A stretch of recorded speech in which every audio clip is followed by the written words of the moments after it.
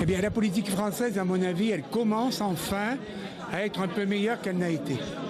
C'est d'une part d'être très réticent sur la signature d'accords sur le nucléaire, parce qu'on sait très bien que l'Iran ne tiendra pas ses promesses. Et d'ailleurs, pas plus tôt l'accord de Lausanne a été signé, le guide suprême a dit tout le contraire de ce qu'il y avait dans l'accord. Donc je crois qu'il faut être très réticent là-dessus. La solution de la fin de l'islamisme, de la fin des attentats, c'est quand même que dans ces pays-là, il existe une démocratie. Si demain, ou après-demain, ou demain, l'Iran était un pays démocratique, eh bien très rapidement, je dirais, l'islamisme radical serait tari parce qu'il n'aurait plus l'argent, parce qu'il n'aurait plus la pensée, parce qu'il n'aurait plus le terrain pour se développer. Et donc, je pense que les gouvernements occidentaux, français et autres, doivent comprendre cette réalité-là. Il faut à tout prix, je dirais, combattre ce régime et faire en sorte que ce régime soit abattu, voilà, et remplacé par un régime démocratique. Je crois que c'est ça la clé de la situation. Alors, moi j'irai à Villepinte comme beaucoup d'autres, et je remarque qu'à Villepinte, il y a beaucoup d'Iraniens de toute la diaspora qui viennent de toute l'Europe et même des États-Unis. Et puis, il y a quand même pas mal de parlementaires de tous les pays. Ça montre que la résistance iranienne est honorable, qu'elle est reconnue, et que ce n'est pas une secte, comme on l'a dit, un régime une bande de terroristes, etc. Non, c'est une résistance qui veut établir un régime démocratique en Iran. Et je pense que tous les gens qui sont à Villepinte sont là pour soutenir cette résistance et dire oui, c'est là qu'est la solution.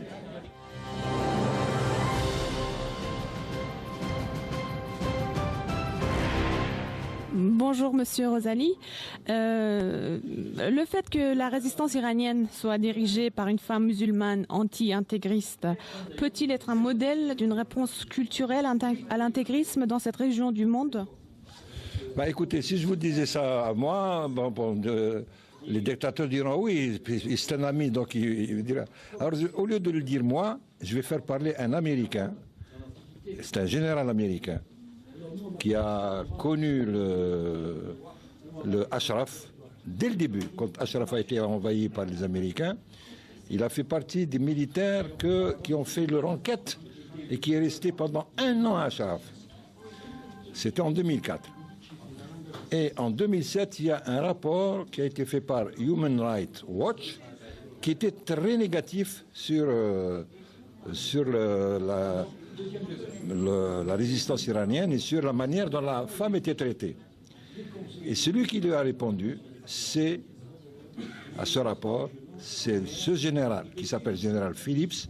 Il a dit, moi j'ai vécu avec ces gens-là dans les villages d'Ashraf. Et compte tenu de mon expérience, je souhaiterais que ma fille séjourne à Ashraf pour qu'elle voie comment la femme iranienne est traitée. Donc, si vous voulez, Ashraf, en plus de constituer un emblème de la résistance iranienne, c'est aussi une préfiguration vraiment concrète de l'Iran de demain, où la femme est vraiment l'égale de l'homme. Alors, mais bien sûr, c'est une alternative, et il faut aller plus loin. Si vous prenez tout le monde musulman,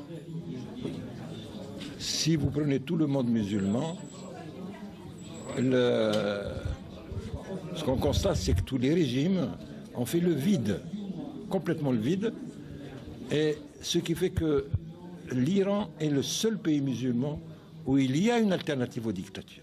C'est le pays. Et il est dommage que les Occidentaux n'aient pas pris conscience de cela maintenant. Parce que ce que demandent les Iraniens, la résistance iranienne, c'est pas qu'on prenne les troupes de l'OTAN et qu'on bombarde pour l'Iran, c'est qu'on les entrave pas, qu'on les laisse, eux, libérer le peuple iranien de la dictature religieuse de Téhéran.